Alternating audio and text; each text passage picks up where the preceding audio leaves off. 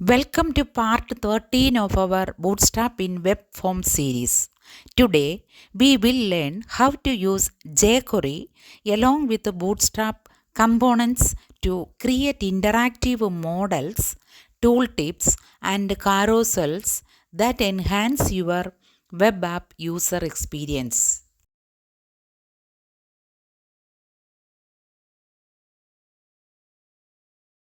Bootstrap's JavaScript plugins rely on jQuery for functionality.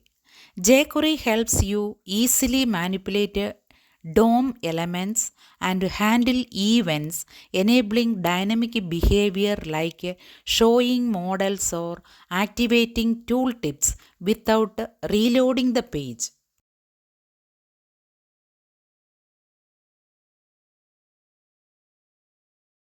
Ensure your project includes jQuery before the Bootstrap JavaScript bundle. This order is crucial for proper Bootstrap plugin functionality.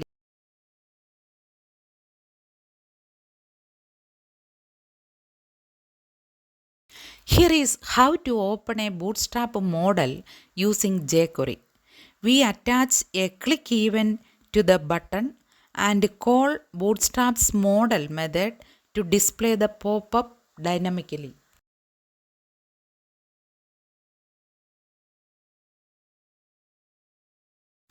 Tooltips provide contextual info when users hover over elements. Bootstrap requires initializing tooltips with a jQuery like this example.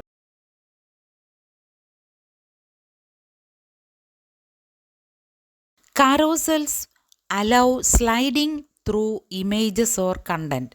You can initialize and configure carousel behavior using jQuery like setting auto slide intervals and pause on hover.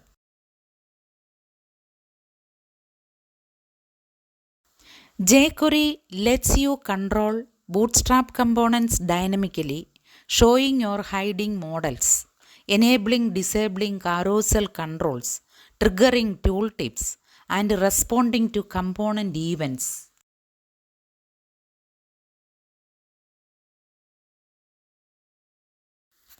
Bootstrap fires events like shown.bs.model and hidden.bs.model for models.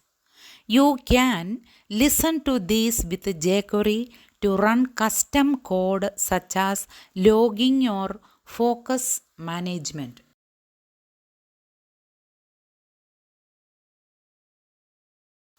Common issues include loading jQuery after Bootstrap JS, missing necessary data attributes, or including multiple jQuery versions.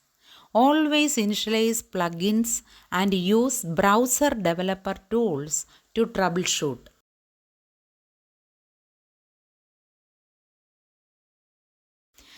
Let us see a live demo combining jQuery with Bootstrap components, opening models, activating tooltips, and controlling a carousel dynamically.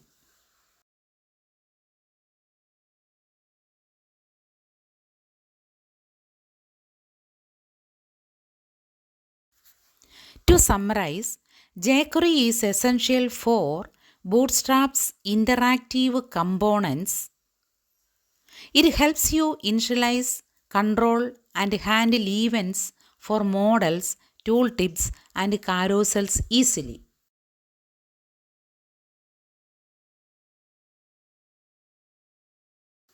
Next, we will explore Bootstrap's utility classes for spacing and alignment to help you fine-tune with your web forms layouts quickly and easily.